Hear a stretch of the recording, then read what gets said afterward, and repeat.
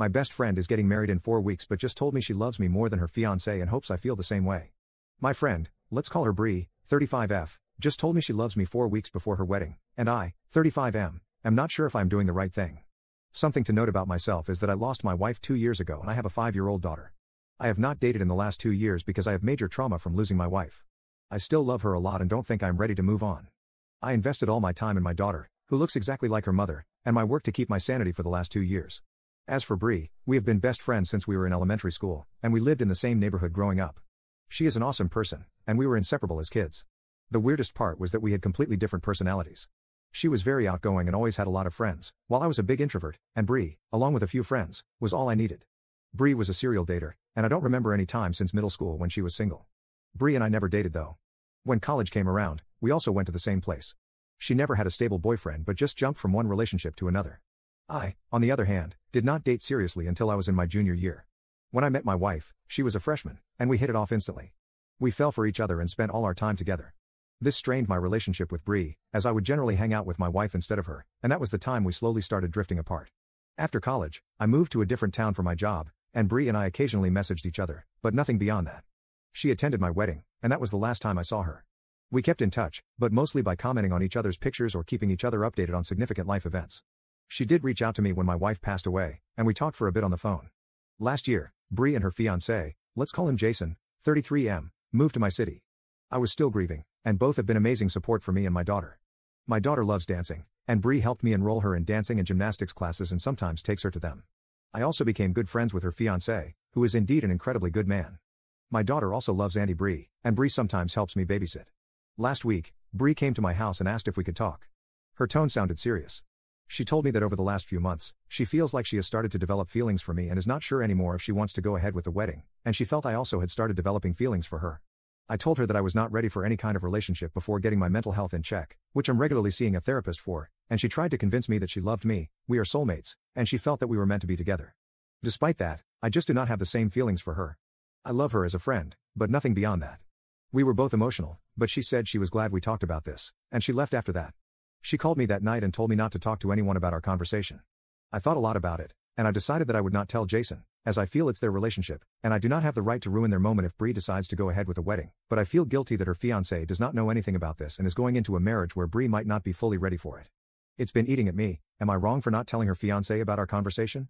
Update 1. Thank you everyone who commented on my previous post, it really helped me think about the situation thoroughly. The guilt was weighing on me heavily, and I finally called Bree after a few days and asked her to meet me for lunch. I talked to her and asked her if she was going ahead with her wedding. She broke down and told me she was not sure. I told her that she should at least talk to Jason regarding her feelings and not be dishonest with him. I also assured her that I would not say anything to Jason, but I just wanted her to be happy. She said she understood and left. That night, I put my daughter to sleep and was watching TV. Around 9:30 p.m., I heard a loud knock on my door, and it was Jason. I opened the door, and he was in tears. He started yelling at me and asking me why I had to steal Bree out of all the people. I tried to calm him down, but he just kept on shouting. I told him my daughter was sleeping upstairs, but he slowly was getting more and more physical. He ended up socking me in the face, but I was able to push him off the porch, and he left to get in his truck and drove away. I immediately called Bree, and she was crying and did not sound well on the phone. She told me that she could not marry Jason because of her feelings for me, and I was scared for her after what just happened with Jason, so I told her to gather some clothes and get out of the house. She did that and came to my place, and I consoled her for almost 2 hours before she fell asleep. The next morning, we had to call her parents to let them know about what had happened. Bree kept a brave face, but I could see how much she was hurting. Her parents asked her to take a few days off and immediately come back home, and she did take a flight in the evening to go home. Over the next 2 weeks, the wedding was called off. Bree and I were talking every day, and she was just very exhausted. She talked to Jason a few times, and he kept on asking her to take more time to think, but I think Bree just wanted to get out of it and decided to break it off with Jason. Currently, Bree has been staying with us for the last 2 weeks. She still has a job here and started going back to work last week. I have talked to her in detail about what happened, and Bree told me that she and Jason had been dating on and off for the last 4 years. Jason is not very career-oriented, and Bree is very good at her job. She felt he was a nice and reliable person but was unsure about him from the start. She felt that she was not getting any younger, and hence they decided to get married. When she heard about my wife passing away, she just felt really bad and wanted to be around me to comfort me. When she got her big promotion, which meant she could work in a corporate office, she immediately chose my city and moved here. Jason also moved here and got a new job. She never had any romantic feelings for me back then, but as she started hanging out with my daughter and me, she started feeling the bond we shared when we were growing up. Except, I was the broken one, and she was taking care of me. She said that she realized that she was enjoying her time with us more than with Jason, and she realized she made a mistake with Jason, that what she wanted was right in front of her. Hence, she slowly started thinking about me in that way and finally told me about it. She knew her relationship with Jason was over the moment she confessed to me. It's a crappy situation, but I am glad that she realized that before getting married versus after. As for Jason, I feel bad for him. He is moving back to our hometown closer to his family. He is currently in their apartment and will move sometime next month.